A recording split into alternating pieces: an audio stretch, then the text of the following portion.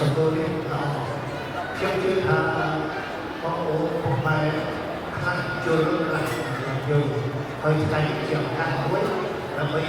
ចាក់ជំនាញមកស្រាយក្នុងអបអរិយរត់នេះគេបាត់ពលដ្ឋានគេមកថាប្រសិទ្ធការឈាមគាត់បានស្រាវជ្រាវថាเป็น4,500ក្បាច់ក្នុង4,500ក្បាច់នេះ